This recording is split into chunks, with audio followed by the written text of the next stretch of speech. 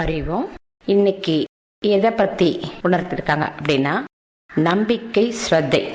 நம்ம எல்லாரும் நம்முடைய வாழ்க்கையில நிகழ்வுகள்ல நம்ம என்ன பண்றோம் அப்படின்றது நமக்கே தெரியறதில்ல. நமக்கு ஏதோ எண்ணங்கள் வருது, நிகழ்வுல எனக்கு இன்பம் துன்பம்ன்றது மாறி மாறி வருது. இதெல்லாம் ஏன் ஏற்படுது, எனக்குள்ள என்ன இருக்கு, எதனால எனக்கு ஒரே சீரான அமைதியான ஒரு நிலை உணர்ந்துக்க முடியல, இந்த மாதிரி தாபம் எல்லாம் நமக்குள்ள இருக்கும். இதை இன்னைக்கு விரிவா, விளக்கமா, நுட்பமா, நுணுக்கமா உணர்ந்துக்க போறோம். எப்படி அப்படின்னா, இப்ப நம்ம வாழ்க்கைக்கு ஆதாரமான அடிப்படை என்னன்னு கேட்டா நம்பிக்கை. இந்த நம்பிக்கை அப்படின்றது எந்த மாதிரி இருக்கணும் அப்படின்னு கேட்டா, வானளாவிய உயர்ந்த ஒரு பரந்த ஒரு உணர்வோட இருக்கணும். இந்த நம்பிக்கை என்பதோட நிலை வானளாவி உயர்ந்த எங்கும் பரவிய ஒரு பண்பின் நிலையாக நமக்குள்ள இருக்கணும். இதிலிருந்து இந்த மாதிரி ஒரு உணர்வு நிலையிலிருந்து ஸ்ரத்தை அப்படி, இந்த நம்பிக்கையிலிருந்து பிறக்கின்ற ஸ்ரத்தை அப்படின்றது எதை குறிக்கும்னா, நம்முடைய செயல்கள்ல ஒரு நிறைவை குறிக்கும். ஆனா நமக்குள்ள இருக்கக்கூடிய நம்பிக்கை என்ன இருக்கு அப்படின்னு பார்த்தா, நமக்குள்ள நம்மை நாமே நம்பிக்கையோட உணர்ந்துக்கிறது இல்லை. அதே மாதிரி நம்ம செயல்ல ஒவ்வொரு ஜீவனிடம், அதாவது நம்ம கூட உறவுகள், சுற்றம், உறவினர்கள் எல்லாரோட, இங்க இருக்கக்கூடிய சமுதாயத்தோட ஏற்படக்கூடிய அந்த உணர்வுகளோட எந்த நிலையிலையும் நம்ம இந்த நம்பிக்கைய முழுமையான இந்த வானளாவி உயர்ந்து விரிந்து பரந்த ஒரு உணர்வு நிலையோட நம்ம உணர்ந்துக்கிறது இல்லை. நம்முடைய நம்பிக்கை ஒரு குறுகிய வட்டமா இருக்கு. இந்த குறுகிய வட்டமா இருக்கிறதுனால நமக்குள்ள குணங்கள்னு சொல்லக்கூடிய அந்த தன்மை நமக்குள்ள, அதாவது கீழான நிலையை உணர்த்தக்கூடிய அந்த குணங்கள்ன்றது நமக்குள்ள பரவுறது. இதனாலதான் ஜீவன் மறுபடியும் ஒரு பிறவிக்குள்ள போறதுன்னு நம்ம சொல்றோம். இப்போ இதனுடைய செயல்கள் எப்படி இருக்கும்? எப்போ கீழான குணங்களை அடிப்படையா வச்சு செயல்படக்கூடிய நிலையில ஒரு ஜீவன் இருக்கிறதோ, அதனுடைய செயல்பாடுகள், ஸ்ரத்தைன்னு சொல்லக்கூடிய அதனுடைய செயல்பாடுகள் எப்படி இருக்கும்? நம்பிக்கையிலிருந்து பிறக்கக்கூடிய செயல் எப்படி இருக்கும்? கீழான நிலைகளை மட்டுமே வெளிப்படுத்தின்னு இருக்கும். அப்ப அதுக்கு புரிதல் என்ற ஒண்ணு அதுக்குள்ள உணர்ந்துக்க முடியாது. புரிதல் என்ற ஒரு நிலையை அது அடையாதனாலேயே கீழான ஒரு விலங்கு தன்மையோட கூடிய ஒரு ஜடத்தன்மையோட இணைஞ்ச ஒரு மிருக இயல்பா அது செயல்பட்டு இருக்கும். இந்த நிலை, இந்த மாதிரி ஒரு நிலை நமக்குள்ள எல்லாருக்கிட்டையும் நமக்குள்ள தோன்றிக்கிட்டே தான் இருக்கு. இப்போ இந்த நம்பிக்கை என்பதை ஆதாரமா வச்சுதான் நம்ம முதல்ல நம்ம வாழ்க்கையில நம்ம பயணிச்சுட்டு இருக்கோம். முதல்ல நம்ம இருக்கிறோன்ற நம்பிக்கை, நான் இருக்கிறேன் என்ற நம்பிக்கை. அடுத்து நான் இருக்கிறேன் என்றதுனாலேயே நான் இங்க இருக்கக்கூடியதெல்லாம் என்னுடைய கருத்துக்களாக, என்னுடைய எண்ணங்களாக மட்டுமே உணர்ந்து கொண்டிருக்கிறேன். எனக்குள் தோன்றக்கூடிய எண்ணங்கள் உண்மையானது, என்னுடைய எண்ணங்கள் என்னை வழி நடத்தும் அப்படின்ற ஒரு நம்பிக்கை. இந்த நிலையில இருக்கக்கூடியவங்களுடைய செயல்பாடு, மூச்சு, அதனுடைய பலன், இதை பத்தி நம்ம பார்க்க போறோம். எப்பொழுதுமே நிகழ்வுல பாத்தீங்கன்னா, நிகழ்வு அப்படின்ற ஒண்ணு இருந்தா அதுக்குள்ள செயல் என்ற ஒண்ணுல நம்ம பயணிச்சு ஆகணும். அதாவது ஆரம்பம்னு ஒண்ணு இருந்தா அது நகர்ந்து அடுத்து அதனுடைய முடிவுன்னு ஒண்ணு வரும், ஒரு எல்லை வரும். அப்படித்தானே நம்ம இங்க நிகழ்வுல ஒவ்வொரு செயலுக்குள்ள என்ன பண்றோம்? நிகழ்வு என்ற ஒண்ணு ஏற்பட்ட உடனே அதுக்குள்ள பயணிக்கிறோம். அந்த செயல்கள் வழியா அது கூட பயணிச்சு அதனால வரக்கூடிய அனுபவத்தின் பலனை நம்ம அனுபவிச்சுட்டு இருக்கிறோம். கர்ம வினையால, விதியால இருந்தா அது துன்பம்னு சொல்லியும், பூர்வ புண்ணியத்தால அது நமக்கு நன்மையை கொடுத்தா அதை இன்பம்னு சொல்லியும் அனுபவிக்கிறோம். இதுதான் வாழ்க்கையில நமக்கு நடந்துட்டு இருக்கிற நிகழ்வுகள். இதுதான் நம்ம உணர்ந்துட்டு இருக்கிறோம். இந்த நிலைய எப்படி இன்னும் மாத்தணும்? சாதாரண நிலையில, புரிதல் இல்லாத நிலையில ஒரு ஜீவன் இந்த நம்பிக்கையோட தன்மை குறைவா இருக்கிற நிலையில ஒரு ஜீவன் எப்படி செயல்படும் அப்படின்னா, எப்போ ஒரு ஜீவனுக்குள்ள நம்பிக்கை அப்படின்றது பூரணமா இல்லையோ, அதாவது அது அது எதை நம்பும்? அதனுடைய நம்பிக்கை தன்னுடைய உடல் மீது, நான் என்ற எண்ணத்தின் மீதும், எண்ணங்களின் மீது தொடர்பு கொண்டு அது வழியா மற்றவங்களை பார்த்து அனலைஸ் பண்ணி, ஜட்ஜ் பண்ணி, கம்பேர் பண்ணி இந்த நிலையில அது தோற்றுவிச்சுக்கிட்டே இருக்கும். இந்த நிலையில செயல்படக்கூடிய ஜீவனுடைய மூச்சு எந்த மாதிரி இருக்குன்னா, வேக வேகமா செயல்படும். அதுக்கு உணர்தல் அப்படின்ற ஒரு தன்மையோட நிலையே அதுக்குள்ள புரியாது. உணர்தல் அப்படின்றது அது வெறும் எண்ணங்கள் மட்டும்தான் அதுக்கு உணர்தலா தெரியும். அதுதான் நம்ம கீழான உணர்வுகளா, அதாவது இந்த புலன்களோட சேர்ந்த தன்மைகளா அந்த ஜீவன் செயல்படுறதுன்னு சொல்றோம்.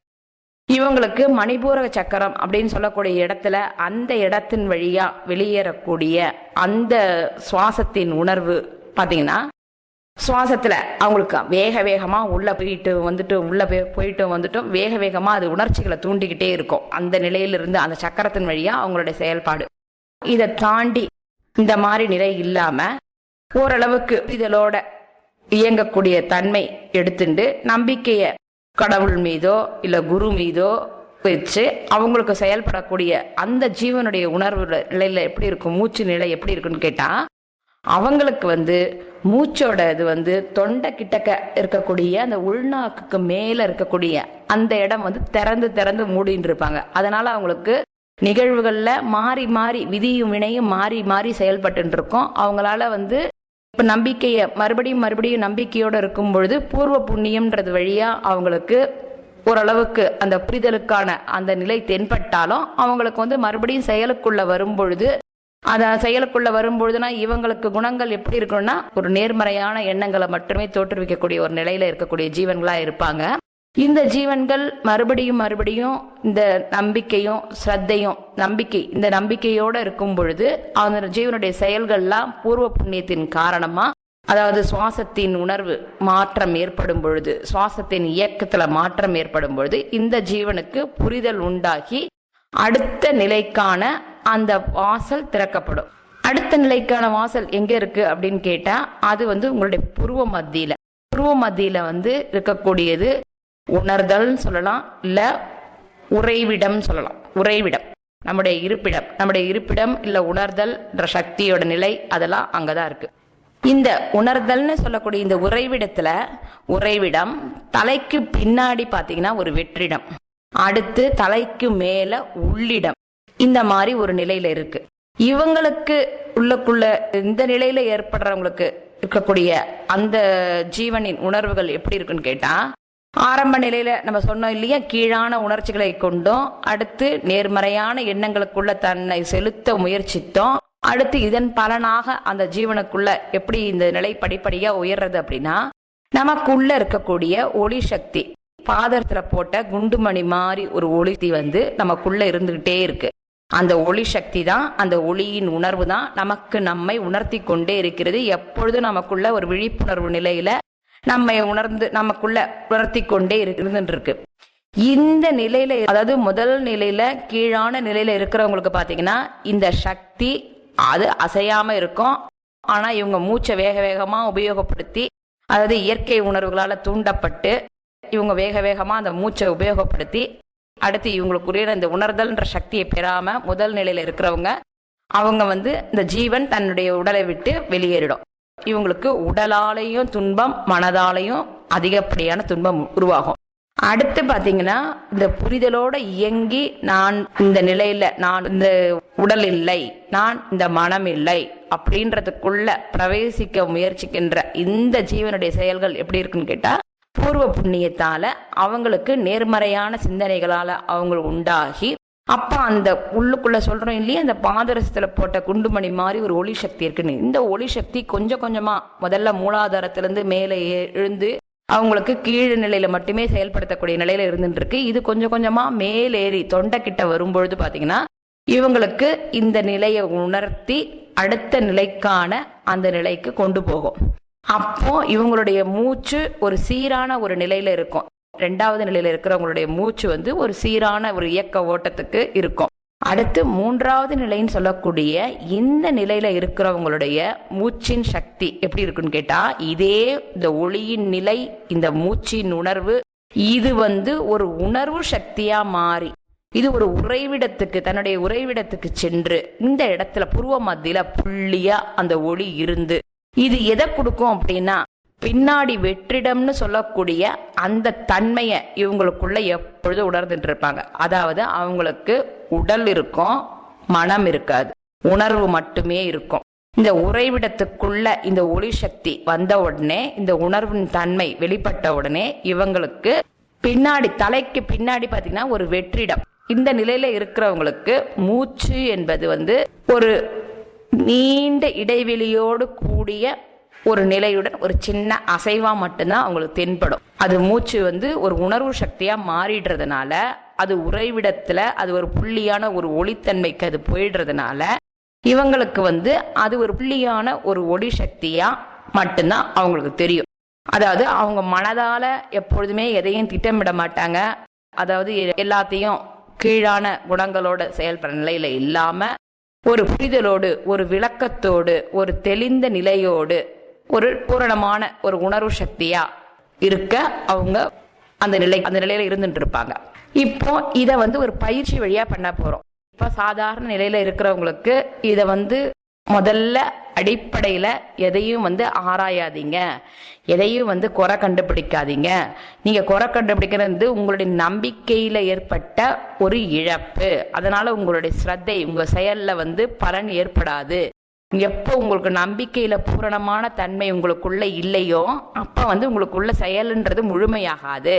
நீங்க ஒவ்வொன்றுத்துக்கும் இந்த நம்பிக்கைக்கும் இந்த ஸ்ரத்தைக்கும் நீங்க கொடுக்கக்கூடிய அந்த சக்தி தான், அந்த எனர்ஜி தான் உங்களுக்கு வாழ்க்கையை வழி நடத்தின்னு இருக்கு.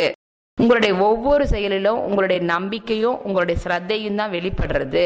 இந்த நம்பிக்கையும் ஸ்ரத்தையும் நீங்க முழுமையா அடையணும் அப்படின்னா கொஞ்சம் கொஞ்சமா உங்களுக்குள்ள மாற்றத்தை ஏற்படுத்தணும். மூச்சின் வழியே கொஞ்சம் கொஞ்சமா மாற்றத்தை ஏற்படுத்தும் பொழுது மூச்சுல ஏற்பட்ட அந்த மாற்றங்கள் உங்களுக்கு கொஞ்சம் கொஞ்சமா இந்த புரிதலை கொடுத்து உங்களுடைய மூச்சு ஒரு சீரான இயக்கத்துக்கு உட்பட்டு அடுத்து இந்த மூச்சுன்னு சொல்றது ஒரு உயிர் சக்தியான ஒரு நிலைக்கு மாறி இந்த உயிரோட்டத்தின் சக்தி உங்களுக்கு புரிதல் என்ற ஒரு நிலையை உங்களுக்குள்ள கொடுத்து தெளிவான பூரணமான ஒரு நிலையை உங்களுக்குள்ள வெளிப்படுத்தி உங்களுக்குள்ள இருக்கக்கூடிய அந்த முழுமையான அந்த உணர்வின் தன்மை, அதாவது இந்த ஒளியின் நிலை அல்லது ஜோதியின் உணர்வு, இதெல்லாம் உங்களுக்கு வழி நடத்தி உங்களுக்குள்ள இருக்கக்கூடியது ஒரு சக்தியின் உணர்வு மட்டுமே. நான் எனக்குள்ள செயல்படுறது ஒரு சக்தி மட்டுமே. நான் இந்த ஒரு சக்தியின் நிலை மட்டுமே. நான் ஒரு சக்தியா தான் இங்க பரவி இருக்கிறேன். இங்க பரவி இருக்கிற இந்த நான் தான் இங்க உடலோட இருக்கும் பொழுது நான் இங்க ஒரு உடலுக்குள்ள செயல்படும் பொழுது நான் இங்க என்ன முதல்ல நான் எண்ணமா உணர்றேன். அடுத்து பாத்தீங்கன்னா ஒரு உணர்வு சக்தியா உணர்றேன். அடுத்து பாத்தீங்கன்னா நானே ஒரு ஒளித்தன்மையோடு கூடிய ஒரு இறை ரூபமான ஒரு நிலையின் சக்தி அப்படின்றத நம்ம உணர்ந்துக்கிறோம். கொஞ்சம் கொஞ்சமா அந்த நிலையில நமக்கு தென்பட ஆரம்பிக்கும்.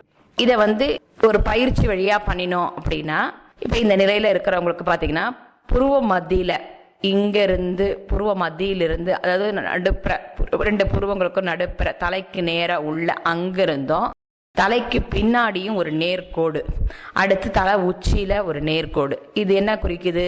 ட்ரையாங்கிள். மறுபடியும் திருப்பி தலை உச்சியிலிருந்து மறுபடியும் புருவ மத்தி, தலைக்கு பின்புறம், தலைக்கு மேல, மறுபடியும் புருவ மத்தி. இந்த ட்ரையாங்கிளை மட்டும் நம்ம ஃபீல் பண்ணிட்டு இருந்தோம் அப்படின்னா, அதாவது ஒரு ட்ரையாங்கிள்னு ஏன் குறிப்பிடுறோம் அப்படின்னா அந்தந்த நாடிகள்ல அந்த உணர்தல் திறன்ல ஏற்படக்கூடிய சக்தி. இப்ப இந்த உணர்தல் திறன்ல இந்த நிலையை நம்ம கொடுக்கும் பொழுது பாத்தீங்கன்னா இந்த இது எப்படி இருக்கும் அப்படின்னா, இதை நகர்றதுக்கு தான் நம்ம மந்திர ஜபங்கள் சொல்றோம். இந்த மாதிரி இப்ப உணர்ந்துட்டு இருக்கிற இந்த புருவ மத்தி இங்கிருந்து ஒரு நேர்கோடா இந்த தலைக்கு பின்புறம் நம்மளுடைய உணர்தலை கொண்டு போகும் பொழுது, நம்மளுடைய உணர்வு திறனை கொண்டு போகும் பொழுது ஒரு அதிர்வோட நம்ம கொடுத்தோம்னா அதுக்கு பலன் அதிகம். ஏன்னா அந்த அதிர்வு இப்ப நேரா இப்படி போறோம்னா மூச்சு உள்ள இருக்கும். அடுத்து மேல கொண்டு போகும் பொழுது மூச்சை நிறுத்தி வைக்கிறோம். அடுத்து கீழே கொண்டு வரும் பொழுது மூச்சை வெளியே விடுறோம். இப்போ புருவ மத்தியிலிருந்து தலைக்கு பின்னாடி போகும் பொழுது மூச்சு உள்ள, அடுத்து தலைக்கு மேல உணரும் பொழுது அதை கொஞ்ச நேரம் அங்கேயே தேக்கி வைக்கிறோம். மறுபடியும் மூச்சை வெளியே விடுறோம். இப்ப இந்த ட்ரையாங்கிளை நம்ம வெறுமனே இப்படி மூச்சு இப்படி பண்றதுக்கு பதிலா இன்னும் கொஞ்சம் அதிர்வுகளோட சேர்த்தோம் அப்படின்னா அந்த அதிர்வு இவங்களுக்கு மேலான அந்த பலனை கொடுக்கும்.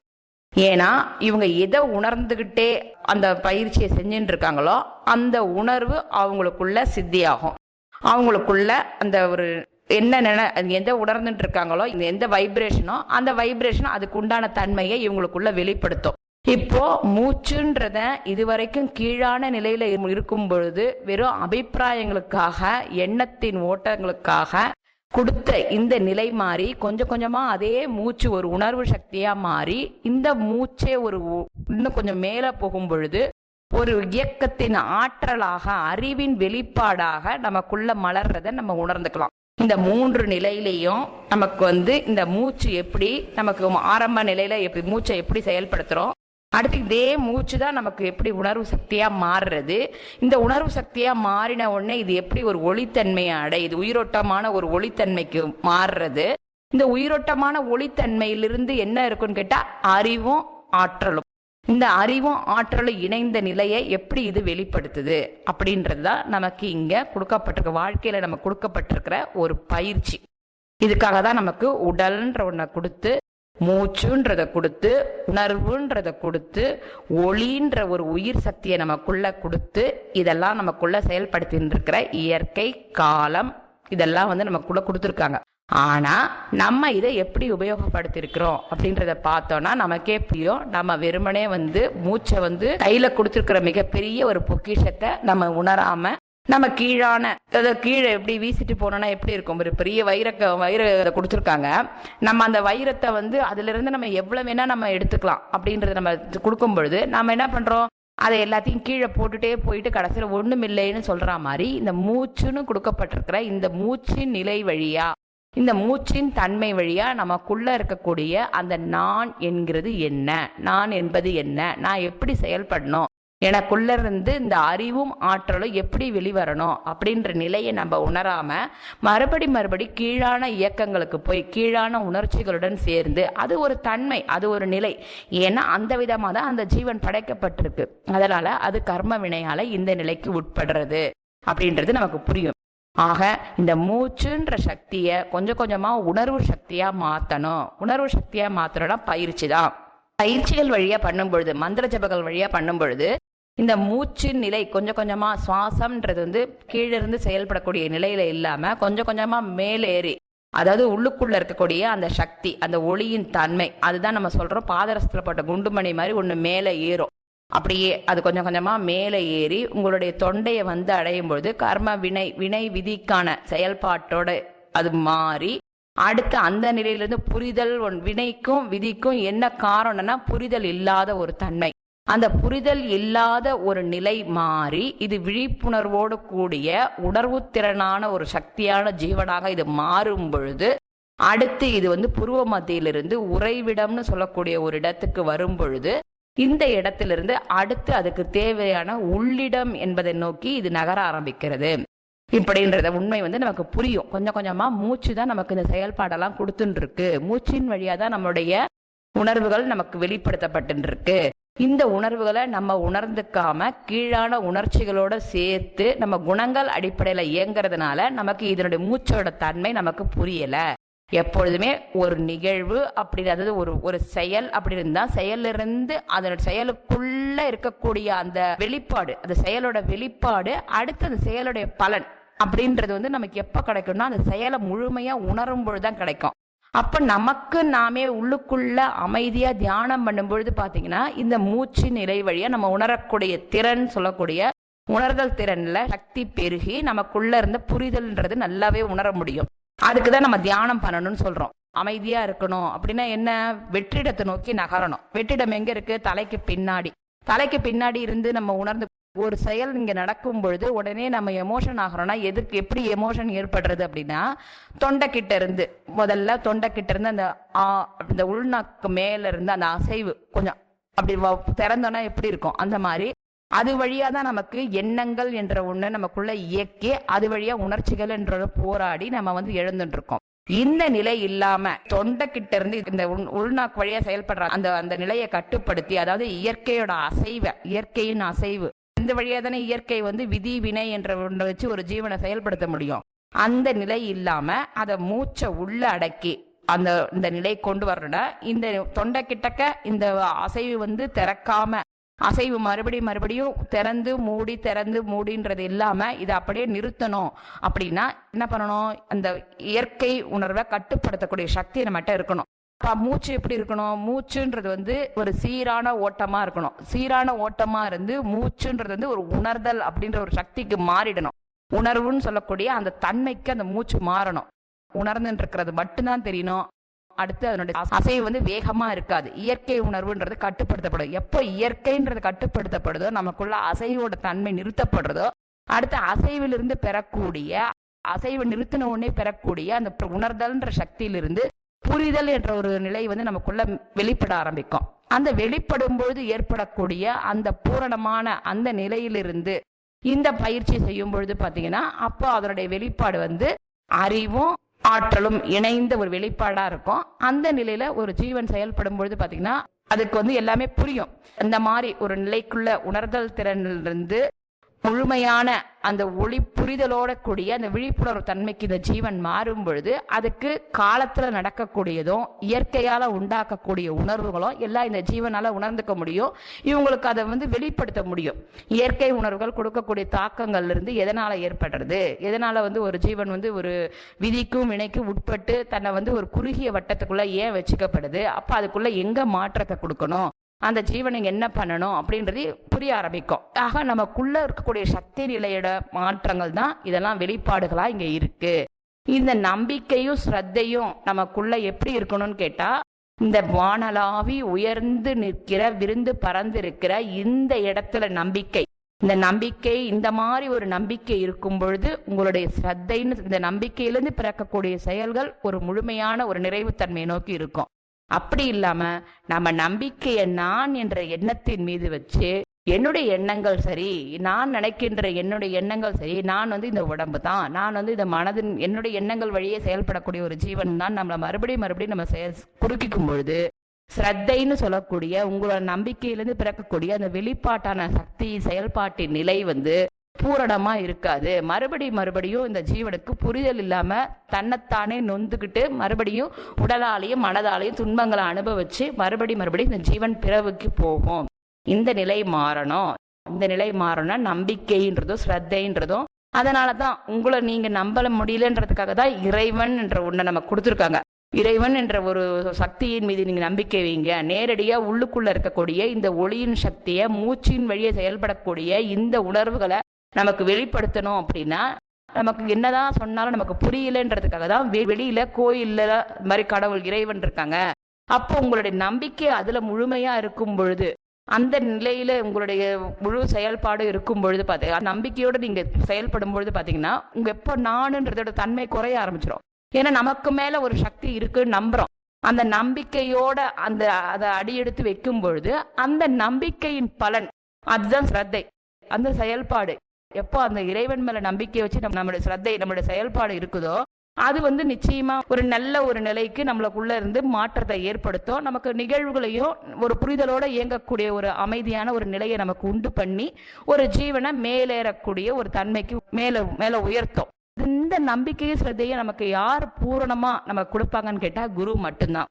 நம்ம குரு கிட்ட நம்பிக்கை வச்சு, குருவோட நிலை அவருடைய வெளி இது இல்ல, குரு மேல உள்ளுக்குள்ள ஏற்படக்கூடிய ஒரு உணர்வு.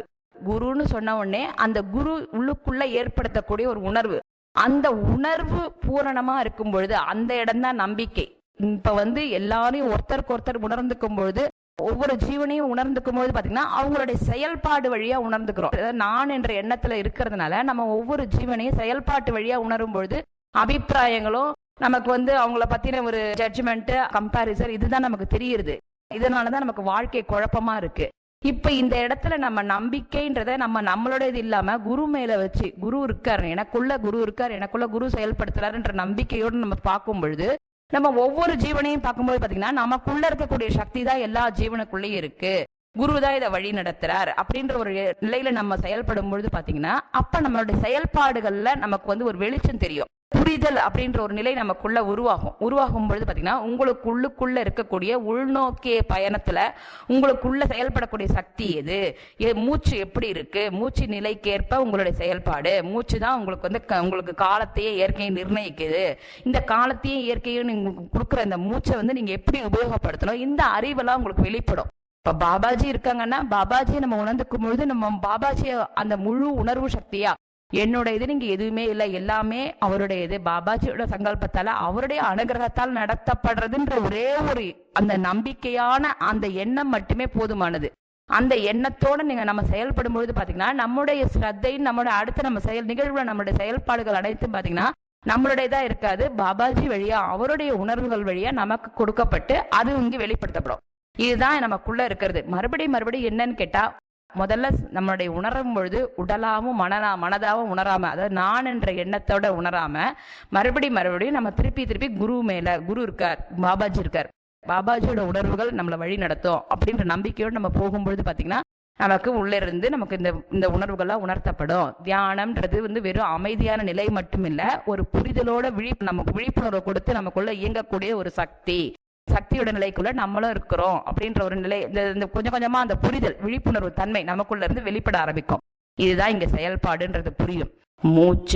மூச்சின் வழியே செயல்படக்கூடிய செயல்பாடுகள், அதுல ஏற்படக்கூடிய உணர்தல் திறன், அதுல இருந்து ஏற்படக்கூடிய விழிப்புணர்வு, புரிதல், இந்த புரிதலை வெளிப்படுத்தக்கூடிய அறிவின் ஆற்றல், அதனுடைய செயல்பாடுகள், இதுதான் நமக்குள்ள இருக்குது. இதுதான் நமக்கு ஒவ்வொரு ஜீவனுக்கும் நிகழ்வுல நடந்துட்டு இருக்கு அப்படின்றத வெளிப்படுத்தியிருக்காங்க.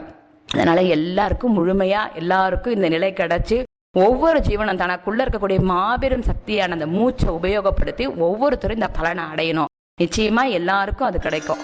அறிவோம்.